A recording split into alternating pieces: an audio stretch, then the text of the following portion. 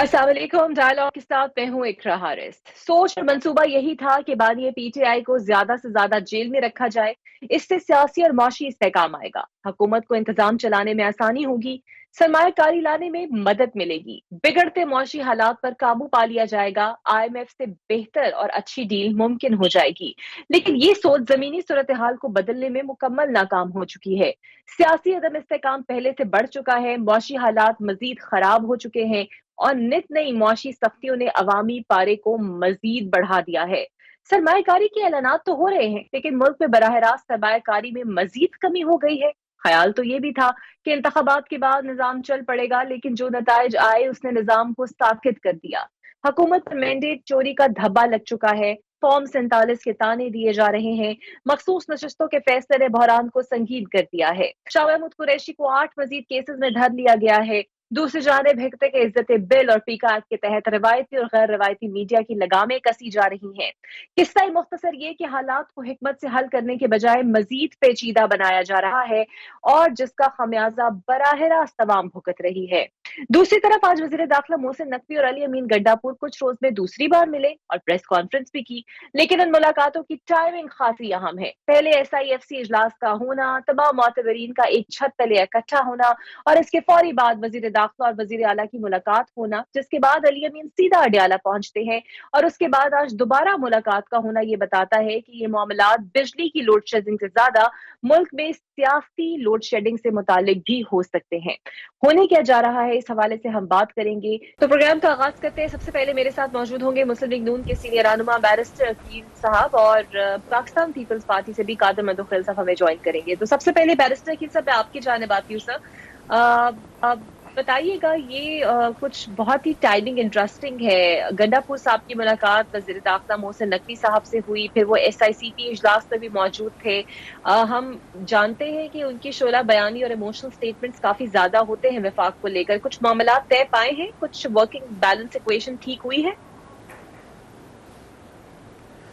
जी बहुत बहुत शुक्रिया। बिल्कुल आपने देखा कि SFIC की जो मीटिंग थी उसमें इनकी बाकायदा से हाज़िरी भी थी और उसके बाद फिर आपने देखा कि हमारे जो मिनिस्टर ऑफ इंटीरियर हैं और दीगर मिनिस्टर से भी इनकी मुलाकात हुई। तो बातें काफ़ी अंडर डिस्कशन हैं। ऑब्वियसली वो एक सूबे के वज़ीर आला हैं और वो देख रहे हैं कि उनके सूबे की जो सिचुएशन है या जो मामलात हैं, ऑब्वियसली हर सूबे की अपनी डिमांड्स होती हैं और देखते हैं कि उनकी क्या क्या ज़रूरियात हैं। तो वो यही मामलात अंडर डिस्कशन आए हैं। इवन कि एपिक्स कमेटी के थ्रू भी उन्होंने अपने सूबे की नुमाइंदगी भी की है और मुतालबात भी सामने रखे हैं कि जो जो उनको मसाइल दरपेश हैं। जनरली ओवरऑल डिस्कशन तो मामलात पे हुई है और बिल्कुल ये बात दुरुस्त है कि जो NFC अवार्ड का भी आगे सिलसिला आना है और बजट के हवाले से भी, तो ये तमाम तर मामलों पे उनके साथ डिस्कशन हुई है। और अभी इट्स टू अर्ली टू से और टू रिवील रादर आइड से कि क्या निटी ग्रिटीज़ थी उसकी, लेकिन ओवरऑल एक डिस्कशन हुई है पॉलिटिकल सिचुएशन के ऊपर भी और अपकमिंग बजट के ऊपर भी। बिल्कुल सही। अच्छा सर, कल मैं सुन रही थी मुसद्दिक मलिक साहब, आपका जब SIFC का इजलास हुआ तो मुसद्दिक मलिक साहब ने एक प्रोग्राम में कहा कि SIFC के तहत जो भी सरमायाकारी मुल्क के अंदर आएगी उसे प्राइवेट सेक्टर लीड करेगा, क्योंकि जो हुकूमती इदारे हैं, जो हुकूमती सेक्टर है, सरमायाकारी के लिए दरकार पेपर वर्क करने की सलाहियत उनके पास मौजूद नहीं है। तो अगर हमें ही अपने इदारों पर एतमाद नहीं है या फिर हम उन्हें अपग्रेड नहीं करना चाहते, तो फिर बाहर का सरमायाकार किस तरह सरमायाकारी करेगा? देखें, ये एक थोड़े आउट ऑफ कॉन्टेक्स्ट बात ली गई है। प्राइवेट सेक्टर से मुराद ये नहीं है कि हुकूमत की उसमें कोई इन्वॉल्वमेंट नहीं होगी। ऑब्वियसली प्राइवेट सेक्टर जो B2B या G2G मामलात हैं उनको देखा जा रहा है, गवर्नमेंट टू गवर्नमेंट भी देखा जा रहा है SFIC के अम्ब्रेला के अंदर। और उसके बाद जो आगे प्राइवेट सेक्टर के अंदर जो काम होना है और जो बाकायदा बाकी चीज़ें हैं, जिस तरह रिफाइनरीज़ हैं, जिस तरह माइन एंड मिनरल्स का एक बड़ा है और एग्रीकल्चर के अंदर जो एक बड़ा एक चैप्टर है उसका, उन तमाम चीज़ों में जो है हुकूमत तमाम चीज़ें ख़ुद तो नहीं कर सकती। प्राइवेट सेक्टर को इन्वॉल्व करना, यहाँ के बिजनेसमैन को इंक्लूड करना, वो भी उसकी भी अशद ज़रूरत है। बिकॉज ऑन ग्राउंड जो चीज़ें हैं, जो अगर हमने G2B करना है through with the appreciation of SFIC और उनके थ्रू इसको मनूवर करके लेके आना है, तो ऑब्वियसली वो कॉन्फिडेंस तो इंस्टिल होगा, जो हमारे फॉरेन इन्वेस्टर्स का कॉन्फिडेंस है, बिकॉज उनको एक वन विंडो ऑपरेशन मिल रहा है और सेपरेट डेस्क्स जो हैं जो कंसर्निंग कंट्रीज़ हैं, जिस तरह चाइना हो गया, UAE हो गया, सऊदी अरेबिया हो गया एंड अदर कंट्रीज़, जो 60 डेस्क की बात की, तो वो उन डेस्क के थ्रू फैसिलिटेशन प्रोवाइड की जाएगी, लेकिन ऑन ग्राउंड जो काम होगा वो ऑब्वियसली प्राइवेट सेक्टर की उसमें इन्वॉल्वमेंट ज़रूरी है। तो इसमें कोई कबाहत नहीं है। मैं समझता हूँ कि ये बड़ी आउट ऑफ कॉन्टेक्स्ट शायद एक उसको रीड इन किया जा रहा है कि प्राइवेट सेक्टर की इन्वॉल्वमेंट शायद कोई गलत बात है। प्राइवेट सेक्टर की इन्वॉल्वमेंट होगी, यहाँ का बिजनेसमैन भी उसमें इन्वॉल्व होगा, तो तभी ये जाके सक्सेसफुल इसका एक वेंचर होगा। बिल्कुल ठीक।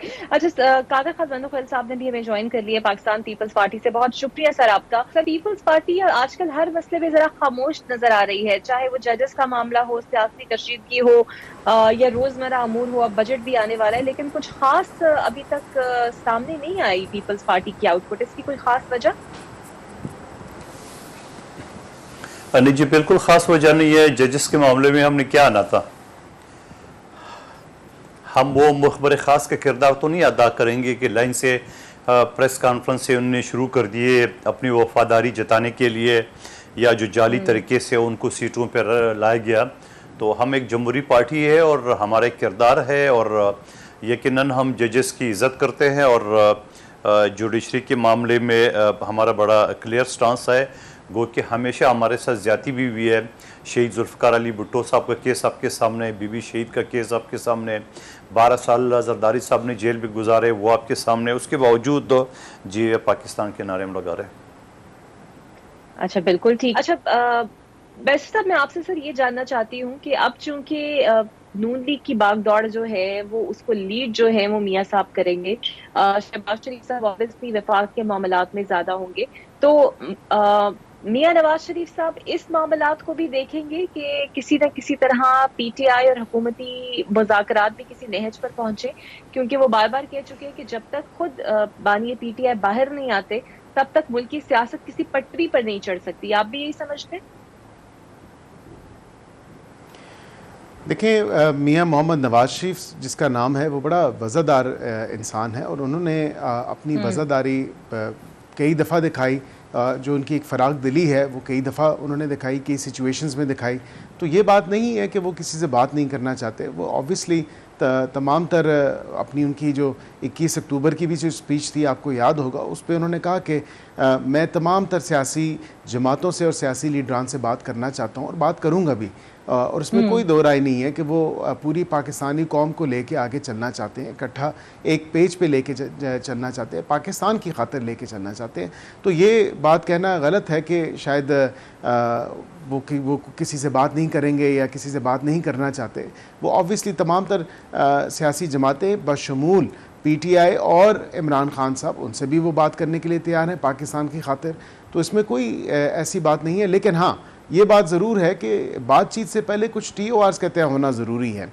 लेकिन जिस तरह 9 मई के केसेस हैं, और 9 मई का हम नहीं कहते कि हमसे माफ़ी मांगी जाए या इवन के इस्टेब्लिशमेंट से माफ़ी मांगी जाए, लेकिन उन शहदा की जिनकी मुजस्समों की बेहुरमती की गई, जिस तरह एक अफसोसनाक वाक़या बर्पा किया गया 9 मई का, उस पर तो कोई माफ़ी नहीं है कौम की तरफ से। तो कौम से तो ज़रूर माफ़ी मांगें, उन शहदा के ख़ानदानों से तो ज़रूर माफ़ी मांगें, और उसके साथ साथ जो एक पॉलिटिकल स्टेबिलिटी है उसके लिए हमारी कोशिश जारी हैं। और मियाँ मोहम्मद नवाज शरीफ साहब जब कल पार्टी के सदर मुंतखब होंगे तो यौम तकबीर का दिन है, आप देखेंगे कि वो अवाम के साथ जो उनका एक कनेक्ट है और जो राब्ता अवाम के साथ है उसमें भी वो तेज़ी लेके आएंगे। और बिल्कुल पार्टी की सदारत से उनको गैर कानूनी तरीके से जो है वो उतारा गया था और वो इलादा किया गया था, और अब वो दोबारा अल्हम्दुलिल्लाह जो है पार्टी की सदारत, पार्टी की कमान, पार्टी की बागदौड़ जो है वो अपने हाथों में जो है वो इंशाअल्लाह पाकिस्तान मुस्लिम लीग नून को भी कामयाब करेंगे और पाकिस्तानी कौम को बिलखुसूस सबसे पहले फर्स्ट एंड फॉरमोस्ट अगर बात की जाए तो पाकिस्तानी कौम के जो इश्यूज़ हैं, जो चैलेंजेस हैं, उनमें आपने देखा कि पंजाब हुकूमत में अभी जिस तरह वो गाइडेंस प्रोवाइड कर रहे हैं सीएम साहिबा को, और सीएम साहिबा उनकी गाइडेंस पर चलते हुए रोटी सस्ती हो गई, अशियाए खुर्द नोश की चीज़ें सस्ती हो गई, बाकी चीज़ें आटा सस्ता हो गया, बाकी दीगर जो आप चीज़ें देख रही हैं पेट्रोल की कीमत में भी कमी आ रही है। तो ये तमाम तर चीज़ें जो हैं ये ऐसे इक़दामात हैं जो उनके एक्सपीरियंस से पंजाब हुकूमत जो है वो मुस्तफ़ीद हो रही है। बिल्कुल ठीक है। अच्छा कादर खान बदोहिल साहब, IMF का मिशन काफी दिन तक पाकिस्तान में रहा, कोई सख्त तालिबात भी करता रहा, इसमें से कुछ तो हुकूमत ने कबूल कर लिया और कुछ पर इंतज़ामी जारी है, लेकिन इनमें से 18% टैक्स लगाने पर भी, सेल्स टैक्स लगाने पर भी गौर किया जा रहा है। इस पर भी पीपल्स पार्टी खामोश है। बजट के हवाले से भी कोई खास रिकमेंडेशंस की आपकी पार्टी दे रही है, या फिर एक दफा आ जाएगा फिर एतराज करेंगे, या फिर वही मामला होगा कि इत्तेहादी हुकूमत है, एंजॉय करें और खामोश रहें? देखिए, पहले तो वज़ीर-ए-आज़म साहब से कल हमारी वफ़द ने मुलाकात की है, जहाँ शरीर ईमान साहबा, वज़ीर आला सिंध और नवीद कमर साहब और राजा परवेज़ अशरफ साहब ने मुलाकात की है और यकीनन उसमें तजावीज़ दी है। लेकिन एक तो असला मसला ये है, एक दूसरा ये, जब बजट अनाउंस होता है तो उसके बाद भी जो ना वो इनपुट देते हैं, चाहे अपोजिशन की तरफ से हो या हुकूमती बेंच की तरफ से हो, तो वो असम्बली के फ्लोर पे उसको पास किया जाता है। तो हम खामोश नहीं है, हमने अभी भी दिया है और बाद में भी देंगे। और आपको याद होगा पहले भी जो 32,000 जो कम से कम सैलरी था वो पीपल्स पार्टी की वजह से हुआ, हमने प्रेशर दिया उस वक्त की हुकूमत में। और यकीनन अब भी हम जो गरीबों लोगों के लिए या नौकरी पेशा लोग हैं या दूसरे मसाले, उसके लिए ज़रूर हम बात करेंगे। और ख़ास तौर पे सिंध के लोग जहाँ 90% जो है ना वो सैलाब में डूब गए थे, उनके लिए जो बिलावल साहब ने मकानात का ऐलान किए, उसके लिए फ़ंड का जो सूरत-ए-हाल है। फिर कराची में पानी का जो मसला है, K5 मनसूबा जो हमने उस वक्त तजवीज़ दी थी, ये सब डॉक्यूमेंटेशन बन गए, हर चीज़ हो गई है। एंड टाइम पे फ़ंड की ना होने की वजह से उसको रोका गया है। तो इस तरह बहुत सारी चीज़ें हैं। और अमन अमान के हवाले से कराची में या बाकी सिंध में जो सूरत हाल है, उसके लिए भी यकीनन हमें फ़ंड दरकार होंगे। तो ये बहुत सारी चीज़ें हैं जो हम दे चुके हैं और जो अगर नहीं दी है तो बाद में भी तजवीज़ कर सकते हैं। बिल्कुल सही। और इसी हवाले से मैं आपसे मजीद एक बात करूंगी, लेकिन सबसे पहले बैरिस्टर हकीम साहब, एक जानिब जिस तरह भी बात कर रहे हैं, मुज़ाकरात की बातें होती हैं, लेकिन नई नई केसेस और सख्तियां भी हैं। जिस जमात के साथ आप लोग मुज़ाकरात करने के ख्वाह हैं, उनके दफातर पर आप लोगों की जानिब से बिल्डोजर चला दिए गए हैं, उनके कारकुनों पर दहशतगर्दी के मुकदमे काटे जा रहे हैं। आपको लगता है इस सूरत हाल में मुमकिन होगा कि जो सियासी पारा इतना ज्यादा चढ़ा हुआ है उसे कम किया जाए? वैसे ही मुल्क में बड़ी गर्मी है।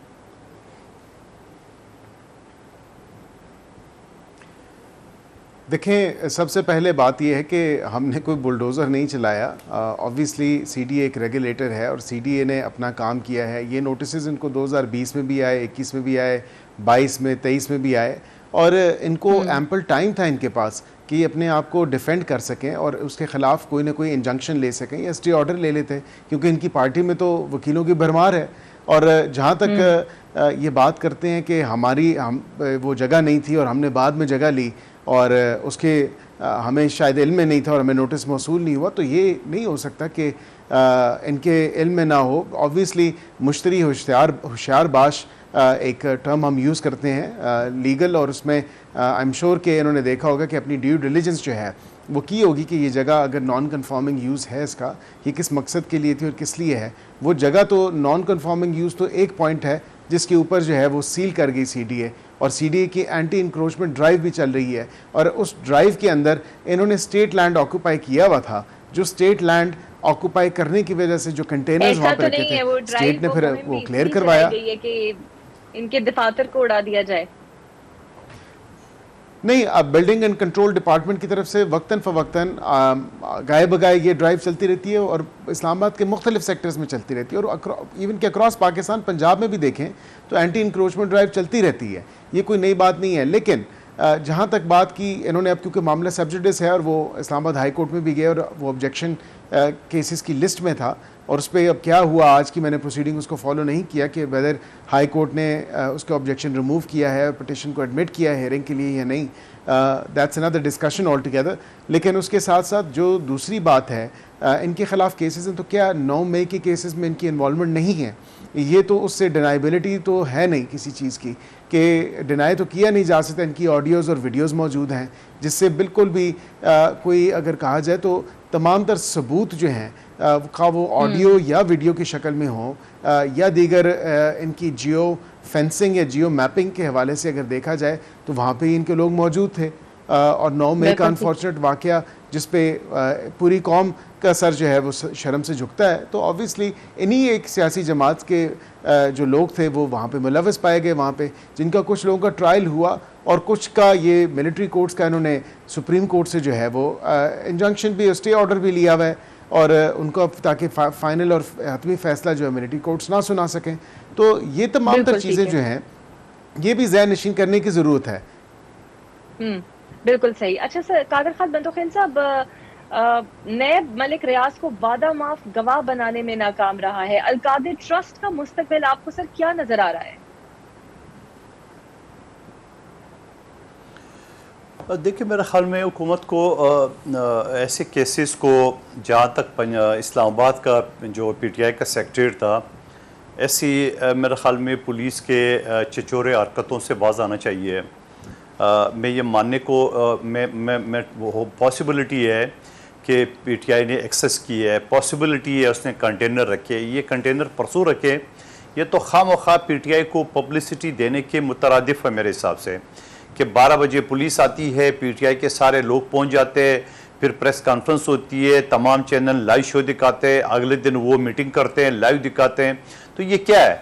अगर जहाँ इस्लामाबाद में सिर्फ PTI का दफ्तर ने एक्सेस किया है, बाकी किसी घर ने नहीं किए, तो मेरे ख्याल में जो PTI ने अपने दौर में आधे इस्लामाबाद को तोड़ा, तो वो हरकतें तो मौजूदा हुकूमत को नहीं करनी चाहिए। और ज़रूरत क्या है? अगर कंटेनर 2 खड़े तो खड़े रहे, खामखा एक सिंपैथी या हमदर्दी हासिल करने के लिए PTI को एक और मौका मिल गया, तो ऐसी चीज़ों को मेरे हिसाब से इज्तनाब करनी चाहिए, ज़रूरत नहीं है। अगर वो इलीगल है, कंटेनर रखे, तब भी रहने दे। पूरे इस्लामाबाद, पूरे पाकिस्तान में ऐसी जगह पे लोग मौजूद है और एक्सेस किए हुए लोगों ने घरों के सामने कोई फ़र्क नहीं पड़ता। इतना बड़ा कोई दहशतगर्दी का मसला थोड़ी है। और दूसरा सवाल क्या था आपका? जी, नैब नाकाम रहा है मलिक रियाज साहब को वादा माफ गवाह बनाने में, तो अलकादिर ट्रस्ट का मुस्तकबिल फिर क्या हो सकता है? देखिए, अलकादिर ट्रस्ट का जो मसला है वो जो जहां 190 मिलियन का मामला आ गया, जो सुप्रीम कोर्ट में चले गए, फिर इधर आ गए, तो यकीनन उसका शफाफ इंक्वायरी होनी चाहिए। और मलिक अगर नहीं बनेगा, मलिक रियाज नहीं बनेगा तो कोई और बन जाएगा, और नहीं तो कोई और बन जाएगा। और ज़रूरी थोड़ी है कि हर आदमी को आपने नंगा करके उसको वादा माफ गवाह बनाना है। आपके पास जो एविडेंस है, एविडेंस तो क्लियर कट है मेरे हिसाब से। एज ए वकील तो मुझे पता है कि अकाउंट में ट्रांसफ़र हुआ है, और एज ए वकील मुझे पता है कि यहाँ जो अरबों रुपए की जो प्रॉपर्टी वगैरह के सारे लेन देन हुआ है। और फिर अगर इमरान खान या इनके लोग ये कहेंगे वो ट्रस्टी है, ट्रस्टी एक लिहाज से मालिक होता है, मतलब मालिक तो नहीं कहलाता है, मगर ट्रस्टी जो है ना वो होल सोल उसका होता है, मतलब उसके अलावा कोई मालिक नहीं होता है। जहां ये जाहिर करते हैं PTI वाले कि भाई वो तो ट्रस्टी है, तो भाई ये जो एदी फाउंडेशन है ये भी तो उसकी जो एदी साहब है ये तो ट्रस्टी है। फिर आप जो दूसरे जो अदारे ले ले, चाहे चिपा को ले ले, तो वो चिपा का जो सरबराह है वो ट्रस्टी कहलाता है। तो इन चीज़ों से जान तो नहीं छोड़ती है। तो मैं ये समझ रहा हूँ कि एक रूहानी यूनिवर्सिटी बनाने में और इस तरह जो गबन हुआ है और जो क्लियर कट एविडेंस है, तो मंतकी अंजाम तक पहुँचने चाहिए, नहीं तो फिर लोग हवाले देंगे कि फ़लाने केस का क्या बना, फ़लाने का क्या बना। तो मेरे हिसाब से जो आपका सवाल है कि सुल्तानी गवाह बनाने की ज़रूरत नहीं है। सुल्तानी गवाह मलिक रियाज के जो पैसे थे वो सुप्रीम कोर्ट से ये एकदम किस शिफ्ट कैसे हो गया, कौन से कानून के तहत हो गए, तो ये तो फिर जारी बात है, और भी मुल्जिमान बनेंगे। रास्ता मामला कैसे बनाता है, क्योंकि ज़रूरी है कि सियासी इस्तेहकाम भी आए, मौशी इस्तेहकाम भी आए मुल्क में। बहुत शुक्रिया आपका बैरिस्टर वकील साहब बंदोखेन साहब मेरे साथ मौजूद है। एक ब्रेक लेते हैं नाज़रीन और आपसे ब्रेक के बाद मिलते हैं।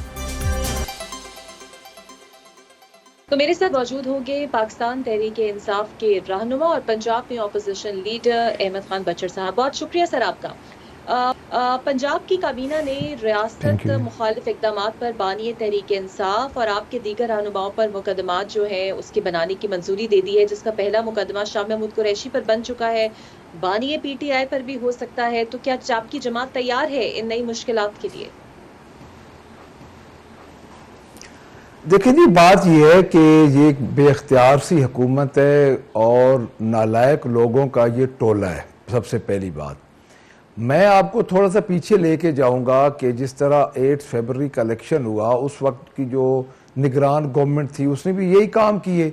हमारे प्रपोजर्स, कैंडर्स, हमारे लीडर्स पे पर्चे करवाए, उनको नॉमिनेशन पेपर्स उनके दाखिल नहीं होने दिए, जो प्रपोजर्स, कैंडर्स से उनको अगवा किया गया। और अब एक नया ड्रामा जो ये कैबिनेट ने ये फैसला किया है, पहली बात तो ये है कि ये फैसला स्टैंड ही नहीं करेगा। ये आप देखें ना, उस फैसले को अगर आप पढ़ें तो सिर्फ वो बानी PTI जनाब इमरान खान के खिलाफ है, जो सिंगल लार्जेस्ट पार्टी के सरबराह हैं। और आपको तो पता है कि साल बाद, अब साल बाद शाह महमूद कुरैशी साहब के केसों में गिरफ्तारी डाली गई है। उनको ऑलमोस्ट तकरीबन 7-8 महीने जेल में हो गए, उस वक्त कहाँ सोए हुए थे। देखिए, ये बिल्कुल घबरा चुके हैं। ये जो है ना, ये समझ लें कि इनकी शिकस्त नौश्ता दीवार बन चुकी है। और इस किस्म के हथकंडे ये जब आखिरी दिन चल रहे हो ना जी किसी के, क्योंकि ये फार्म 47 की गवर्नमेंट है, इस चीफ मिनिस्टर के पास VN तो है कोई नहीं। ये आई है, सिर्फ ये आई है खानदानी बादशाहत के सर पे आई है कि ये नवाज शरीफ की बेटी है, इसको चीफ मिनिस्टर बना दिया जाए। मुझे ये बताएं कि इससे पहले इसकी क्या सर्विसेज हैं सियासत के लिए, क्योंकि नवाज शरीफ की बेटी है, 2-4 जलसे की हैं, जलसे करके ये चीफ मिनिस्टर बन गई है। तो इसके पास 12.5 करोड़ अवाम का VN तो है नहीं कि इस अवाम को किस तरह इसने फैसिलिटेट करना है, बिकॉज इसके पास जेली मैंडेट है। और जब अब आप देखें कि ये जो जुमे वाला ये जो वाकया है, आप अपने डेफमेशन बिल को देख लें कि जिस तरीके से रात की तारीकी में ओवरनाइट इन्होंने वो पास कराया, इस किस्म का ये फैसला, ये मेरे ख्याल में मजे का खेज फैसला है। अव्वल तो ये इसने ठहरना ही नहीं है, स्टैंड नहीं कर सकता बिफोर कोर्ट। और दूसरी बात ये, इन पर्चों का हमें क्या है, हमारे ऊपर तो ऑलरेडी 10-10, 20-20 पर्चे हैं। और जब इतने पर्चे किसी पे हों, 10,000 बंदे पे इन्होंने पर्चे दिए हुए हैं और हर बंदे पे 50 से कम तो पर्चे नहीं है, किसी पे 20 है, किसी पे 40 है और ज़्यादातर तो 50 से ज़्यादा पर्चे हैं। तो हमें क्या फ़र्क पड़ता है? लेकिन ये अपने आप को डिमोरलाइज तो हो चुके हैं, अपने आप को उस जगह पे लेके जा रहे हैं जहाँ के लोग इनके घरों में घुसेंगे। मुझे बिल्कुल सही, मुझे ये बताइएगा कि गुज़िश्ता दिन में देख रही थी कि PTI की सोशल मीडिया टीम वैसी बड़ी एक्टिव है और एक कैंपेन उसने शुरू की है जिसके अंदर एक प्रॉपर वीडियो बनाकर बानी PTI ने अपने उनको शेख मुजीबुर रहमान, जो कि सकूते ढाका का सबब बने और सारा हर कोई माजी अच्छी तरह तारीख जानता है, उसके साथ अपने आप को कंपेयर कर रहे हैं। और उस वीडियो में ये बताने की कोशिश की गई है कि उनके साथ ज्यादती हुई और वही ज्यादती बानी PTI के साथ भी हो रही है। मेरा सवाल आपसे ये है कि आप लोग अपना स्टैंड जरूर प्रेजेंट करें और लड़ें, लेकिन सोशल मीडिया टीम के प्लेटफॉर्म से हिस्ट्री को डिस्टॉर्ट करना या उन हिस्टोरिकल फिगर्स को के साथ अपने आप को जोड़ना, जो कि पहले ही एक कॉन्फ्लिक्ट की सूरत रखती है, क्या ये ठीक है? देखिए, मेरी एक बात सुने आप, जब आप किसी से उसका मैंडेट छीन लेंगे, आप उसकी जमात को दीवार के साथ लगा देंगे, उनके घरों की चार दीवारी, उनके बच्चों को उठा लेंगे, उनकी बीवियों को उठा लेंगे और लोग जेलों में सड़ रहे हैं, कोई तकरीबन साल हो गया है। तो और सिंगल लार्जेस्ट पार्टी वो होगी और उसने 8 फरवरी को मैंडेट लिया हो, मोर देन 50% पूरे पाकिस्तान में जिसका मैंडेट हो, तो और क्या कहें बताएं। 71 वाली सूरत हाल क्या थी? 71 में किसी ने को तोपें एक दूसरे को मारी थी। यही हुआ था कि एक इलेक्शन हुआ था और उस इलेक्शन के रिजल्ट नहीं माने गए थे, यानी इधर हम उधर तुम वाला नारा लगा था। तो उसमें आप देखें, आप बातों को ये सब ऊपर से देख रहे हैं। अगर आप डेप्थ में जाएं तो क्या आपको लगता है कि ये जो इलेक्शन हुआ है 8 फरवरी वाला, ये आपके ख्याल में पाकिस्तान का मुतनाज़ा तरीन इलेक्शन नहीं था? और जिस तरीके से ये हुकूमत में आए हैं, फिर जिस तरीके से इलेक्शन कमीशन ने इनको फैसिलिटेट किया और इलेक्शन कमीशन ने फैसिलिटेट करने के बाद हमारी स्पेशल इंटरेस्ट की सीटें छीनी, जो स्पेशल सीटें थी, और फिर कोर्ट ने वो सीटें वापस भी कर दी। अभी हमें नहीं मिली, दरमियान में अटकी हुई हैं, उसकी हियरिंग शुरू हो जाएगी जून में। तो बात यह है कि आप क्या समझते हैं कि हालात को मुख्तलिफ हैं? हालात बिल्कुल मुख्तलिफ नहीं है, हालात उसी तरफ जा रहे हैं। जब आप लोगों का वोट छीनेंगे, लोगों का हक लोगों से छीनेंगे, लोगों में गुस्सा है। लोगों में गुस्सा यह है कि उन्होंने 8 फरवरी को वोट किसी और पार्टी को दिया है और चला किसी और पार्टी के पास गया है। तो उसका क्या मतलब है? 71 में क्या हुआ था? 71 में तो यही हुआ था और साल पूरा इसी कशमकश में गुजर गया था। फिर सिविल मार्च, देखिए बात यह है कि मुंतखब वज़ीर आज़म को उस वक्त के जो बाकी पाकिस्तान बच गया था, मगरबी पाकिस्तान, उस वक्त के मुंतखब वज़ीर आज़म को पहले सिविल मार्शल एडमिनिस्ट्रेटर बनना पड़ा। यानी आप सितम ज़रीफ़ी ये देखें, बात देखें, बात आप देख रहे हैं कि हिस्ट्री को डिस्ट्रॉय हम कर रहे हैं कि ये हिस्ट्री को रिपीट करने की कोशिश कर रहे हैं। देखिए, जब आप एक मैंडेट ही नहीं मानेंगे किसी का, आप किसी के घर से उसकी चोरी कर लेंगे, उसके वोट चोरी हो जाएंगे, और लोगों में इतना गुस्सा है कि लोग कहते हैं कि पहली दफा हमने ये निकल के, ये बहुत बड़ा इनकलाब था, वोट दिया है, यंग जनरेशन ने वोट दिया है, और 8 की शाम को वोट कहीं और चला गया है। तो मैं नहीं समझता कि इसमें कोई ऐसी बात है कि कंपैरिजन किया गया है, इसमें कोई ऐसी बात नहीं है। अच्छा, आप लोगों को रिलीफ भी मिला है, बहुत से आपके रहनुमा बाहर आए हैं, परवेज इलाही साहब बाहर आ गए हैं, वो पार्टी के सदर हैं, लेकिन साथ ही हमाद अजहर साहब भी अपनी तवील रिपोर्ट खत्म करके बाहर आए हैं। तो अब चल क्या रहा है? क्या परवेज इलाही किसी डील के नतीजे में बाहर आए हैं, या मामलात अब उनके सपोर्ट किए जाएंगे, या हमाद अजहर साहब कमान संभालेंगे? हो क्या रहा है? देखिए जी, बात यह है, चौधरी परवेज इलाही साहब अगर डील के तहत उन्होंने बाहर आना होता तो बुजुर्ग हैं, हमारी पार्टी के सदर हैं, सीनियर रहनुमा हैं, तो क्या ख्याल है आपका? वो इतना अरसा जेल में रहते, वो इलेक्शन ना आके लड़ लेते। ये डील वील कुछ नहीं है, उनके पास जो केसेस हैं, केसेस में है कुछ नहीं। वो जितना अरसा रख सकते थे, अब चौधरी साहब की जमानत होगी, अगर आप मेन जाएं तो उनके पास तो वही केसेस था, वो नाजायज बर्तियों वाला उन पर इल्ज़ाम था, जो कि सरीहन झूठा इल्ज़ाम था। तो उसमें जब उनकी जमानत हुई है तो वो बाहर आ गए। डील वाली इसमें कोई बात नहीं है। अगर उन्होंने डील करनी होती तो वो 6-7 महीने वो जेल के अंदर रहते।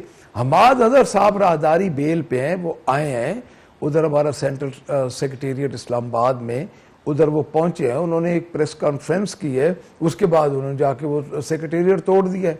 अब मैं समझता हूँ कि उसके जिम्मेदार शहबाज शरीफ और मोहसिन नकवी हैं, और इधर जो आईजी बैठा है, इनके पेरोल पे बैठा है आईजी, क्योंकि आईजी को कोई और काम नहीं है सिवाय पीटीआई के वर्कर्स को पकड़ने के लिए या इनके घरों में दाखिल होने के लिए। कोई मुझे एक काम और बता दे। जिम्मेदार, बिल्कुल, मोहसिन नकवी साहब को आपने जिम्मेदार करार दिया। अली अमीन गंडापुर साहब बड़ी लैंडलाइट के अंदर हैं। एक तरफ वो SIFC के इजलास में शरीक होते हैं, आर्मी चीफ से मुलाकात होती है, फिर मोहसिन नकवी साहब से उनकी मुलाकात होती है, फिर खबर आती है कि उनकी जेल में बानी PTI से मुलाकात होती है। तो वाकयात की टाइमलाइन खासी अहमियत की हामिल है, क्योंकि उसके बाद ही आपकी सकूत ढाका वाली वीडियो जो है ये खासी खान साहब के बानी PTI के अकाउंट से भी शेयर की गई। देखिए, मेरी बात सुने, मैं आपको बताता हूँ जिम्मेदार हम क्यों कह रहे हैं। वो इंटीरियर मिनिस्टर हैं, उनको पता है, वज़ीर आज़म शहबाज शरीफ है, उनको भी पता है कि एक सियासी जमात का ये है दफ्तर था। 12 बजे गिराने की क्या ज़रूरत थी? को नोटिस देते, को बात करते कि ये इलीगल है, इसकी फ़लाँ साइड इलीगल है, ये आप इंक्रोचमेंट है, ये साइड। कम से कम क्या क़यामत आ जानी थी कि रात को उन्होंने कोई बॉर्डर पे खड़े थे कि उन्होंने शुरू कर दिया रात को गिराना, पूरा उस सेक्टर में G6 में उन्होंने खौफ व हरास पैदा कर दिया। तो इसमें क्या, इसलिए हम तो इसलिए कह रहे हैं कि उनको ये देखना चाहिए कि एक सियासी जमात के, अब लाहौर वाला हमारा सेक्रेटेरिएट उन्होंने बंद किया हुआ है। आपका क्या ख्याल, इस तरह के ओछे हथकंडों से क्या जमातें, सियासी जमातें खत्म हो जाएंगी? बिल्कुल खत्म नहीं होंगी। और दूसरी बात है, ये सकूत ढाका जो है हकीकत है। बिल्कुल, आप ऑपोजिशन लीडर भी हैं पंजाब असेंबली में, सो आपको नहीं लगता कि मामलात अब महाजराई से बढ़कर कंस्ट्रक्टिव ऑपोजिशन की तरफ जाने चाहिए? क्योंकि बजट आने वाला है, आप लोगों को बजट के ऊपर अपनी सिफारिशात देनी चाहिए, बजट पे बहस करनी चाहिए, क्योंकि KP ने तो पहली दफा ही ऐसा हुआ है, ऐसी तो मिसाल नहीं मिलती कि विफाक से पहले KP अपना बजट ले आई, चले वो भी आप लोग ले आए। IMF की शराइत खासी सख्त है, उसके लिए आपने क्या तैयारी की आपकी जमात में? देखिए जी, मैं आपको पहले KP का बता दूं। KPK में जो बजट आया है ना, पहले वो आया है मजबूरी के तहत। और अगर हम बजट ना देते तो उन्होंने हमें एनएफसी से पैसे ही नहीं देने थे, जो कि केपी में पहले भी नहीं दे रहे थे। दूसरी बात, बजट पे हमारी पूरी तैयारी मुकम्मल है। पहले सप्लीमेंट्री बजट पे भी हमने इनको टफ टाइम दिया था और पहली दफ़ा तारीख में हुआ है कि किसी बजट का गवर्नमेंट पार्टी ने बायकॉट किया हो। जिस तरह डेफमेशन बिल पे हमने इनको टफ टाइम दिया है, ये बैक फुट पे ये गए हैं, इसी तरह बजट भी इंशाअल्लाह ताला हम इनको टफ टाइम देंगे। हमारी पूरी तैयारी है इंशाअल्लाह। अच्छा, तो आप समझते हैं कि अगर इसी तरह मुहाजराई जारी रही तो ये सियासत किसी बंद गली में ही जाएगी पीटीआई के लिए, क्योंकि मुश्किलात ना आपके लिए कम हो रही है, ना आप लोग अपने स्टैंड से पीछे हट रहे हैं। मुज़ाकरात की बात तो करते हैं लेकिन मुज़ाकरात की मेज पर नहीं आते। और मौलाना के साथ आपके ताल्लुकात कहाँ तक पहुंचे हैं? देखिए जी, सबसे पहले तो बंद गली हमारे लिए तो है नहीं। हमारे ऊपर तो जो इल्ज़ाम लगे हैं और उस इल्ज़ाम को हम फेस कर रहे हैं 9 मई वाले, और हमारा एक ही मुतालबा है कि 9 मई के हवाले से जुडिशल कमीशन बनाया जाए और उसका फेयर और शफाफ और ट्रांसपेरेंट तरीके के साथ उसकी इंक्वायरी करवाई जाए। दूसरी बात आप कर रही हैं कि इसकी हमारी मैंडेट हमारा फॉर्म 45 के तहत हम जंग लड़ रहे हैं। उसका हमारा ये है कि हमें जितनी जल्दी फेयर ट्रायल मिलेगा, चूँकि डिलेइंग जस्टिस डिनाइंग जस्टिस, ये एक फार्मूला है। तीसरा, आप जो बात कर रही हैं मौलाना फजल रहमान साहब वाली, देखें जिन जमातों ने हमारा मैंडेट चोरी नहीं किया, 2 जमातें हैं जिनके साथ हमारी बातचीत अभी नहीं हो सकती जब तक हमारे मैंडेट का फैसला ना हो। मौलाना फजल रहमान से आईने तहफ़्फ़ुज़ पाकिस्तान की जो हमारी नई मूवमेंट चल रही है वो बात कर रहे हैं, वो एक सियासी जमात के सरबराह हैं। तलखियाँ जमातों में होती हैं, लेकिन वो हमारी सीनियर लीडरशिप बात कर रही है, वो जल्दी वो किसी न किसी किनारे पहुंच जाएगी। सियासी जमातों में बातचीत होती रहती है, दरवाजे खुले रहते हैं, लेकिन इन जमातों से, क्योंकि ये बेअख्तियार है, ये मुसल्लत की गई जमातें हैं। ये मुस्लिम लीग नून जो है ये मुसल्लत की गई है, ख़ानदान शरीफा मुसल्लत किया गया पंजाब और पाकिस्तान पे। इन्होंने हमारा मैंडेट चोरी किया, हम चोरों के साथ कैसे हम बैठ सकते हैं? अच्छा मलिक साहब, अभी आप जिक्र भी कर रहे थे कि जो मैंने आपसे सवाल किया शेख मुजीबुर रहमान का, तो आपने कहा वहां पे इक़्तिदार नहीं दिया गया मनपसंद, और यहाँ भी नहीं दिया गया। 2016 में इसी पीटीआई अकाउंट से, जहां से आज आप लोगों ने शेख मुजीबुर रहमान और बानी पीटीआई को एक जैसा साबित किया है, उसी दौर में इसी पीटीआई के अकाउंट से ये कहा गया था कि दौरे हाजिर का मुजीबुर रहमान जो है वो पाकिस्तान की तकसीम के बीज बो रहा है, यानी कि मियां नवाज शरीफ उससे मुराद थे। और नईमुल हक साहब ने भी ऐसा ही ट्वीट किया मरहूम ने, और फिर पीटीआई के ऑफिशियल वालों ने भी ऐसा ही किया। तो सर 2016 से जो अब तक है वो मुजीबुर रहमान के किरदार आपके लिए बदल रहे हैं? देखिए जी, पहली बात तो यह है कि हम बिल्कुल कंपैरिजन नहीं करते अपने लीडर का मुजीबुर रहमान से। पहली बात, हम जो सकूते ढाका को के कंटेंट्स को आप देखें तो हमारा मकसद ये है कि उस वक्त भी नहीं तस्लीम किया गया था एक मैंडेट को, और आज भी वही हो रहा है। पहली बात, हम मैंडेट की बात कर रहे हैं जिसकी वजह से सकूते ढाका हुआ था। और उसके बाद नवाज शरीफ का जो मामला है, नवाज कंफ्यूज हो जाती है सर, पिछला ट्वीट तो डिलीट कर देना 2016। मैं आपको वही मैं उधर ही आ रहा हूं। हमने ना उस वक्त अपना कंपैरिजन किया था मुजीबुर रहमान से, और मियां नवाज शरीफ साहब तो कारगिल में उनका देख लें, और वाजपेयी के साथ जो उनकी बातचीत थी, आपको याद होगा जब वाजपेयी आया था तो जब मियां साहब ने कहा था ये ऑन द रिकॉर्ड है कि सरहदों की ज़रूरत ही नहीं है, यानी पाकिस्तान और हिंदुस्तान का जो नज़रिया पाकिस्तान के तहत पाकिस्तान बना था, उसने उसको भी उस वक्त डिनाई किया था। देखिए, बात ये एक दूसरे को गद्दार कहने से नहीं हल होगी। जब तक अवाम का वोट अवाम की मर्जी के मुताबिक अवाम की हुकूमत नहीं आएगी, मुसल्लत नहीं की जाएंगी, ऐसी ऐसी चीज़ें निकलेंगी। उसकी वजह यह है कि लोगों में फ्रस्ट्रेशन बढ़ रही है। देखें, मेरी बात सुने, अब आपको खुद पता है कि कितने लोग अंदर है, 10,000 लोगों पे इन्होंने डायरेक्ट FIR की हुई हैं। उस दिन 9 मई वाले दिन IG पंजाब किधर था? पूरे पंजाब में कहीं आपको पुलिस दिखाई दे? आप लोगों ने वापस ले लिया है, क्योंकि आज फवाद चौधरी साहब कह रहे थे मीडिया से बात करते हुए कि उन्होंने तो कभी पीटीआई छोड़ी ही नहीं, वो हमेशा से पीटीआई का हिस्सा थे, यानी कि उन्हें ग्रीन सिग्नल बानी पीटीआई की तरफ से दे दिया गया है पीटीआई के लिए। देखिए जी, फवाद चौधरी साहब डेफिनेटली पीटीआई के हिस्से ही थे, और उसके बाद वो जिस तरह सबके साथ एक मामलात हुए, मैं इसमें अपने रिमार्क्स इसलिए नहीं दूंगा कि ये मसला ये हमारी कोर कमेटी फैसला करती है और खान साहब फैसला करते हैं। जैसे खान साहब का फैसला होगा वो सबको कबूल होगा। फवाद चौधरी साहब को अगर खान साहब देखते हैं कि उनकी वो वापस आ रहे हैं और उनको वापस आना चाहिए, तो हमें सबको कबूल होगा। हमने तो अपनी पार्टी लीडर्स को ओबे करना है। तो इसलिए मेरा उसमें कोई न ही मेरे इल्म में है और ना ही मैं कोई इन टच हूँ इस मामला, चूँकि वो कोर कमेटी का और चेयरमैन साहब का फैसला होता है। बिल्कुल सही, बहुत शुक्रिया आपका मलिक अहमद खान साहब, अपोजिशन लीडर पंजाब असेंबली मेरे साथ मौजूद थे। तो देखना ये है कि माजी में किसी और को शेख मुजीबुर रहमान के साथ मिलाया गया और आज अपने आप को मिलाया जा रहा है, तो ये दोहरी पॉलिसी आवाम समझ पाएगी या नहीं समझ पाएगी। मुझे दीजिए इजाजत।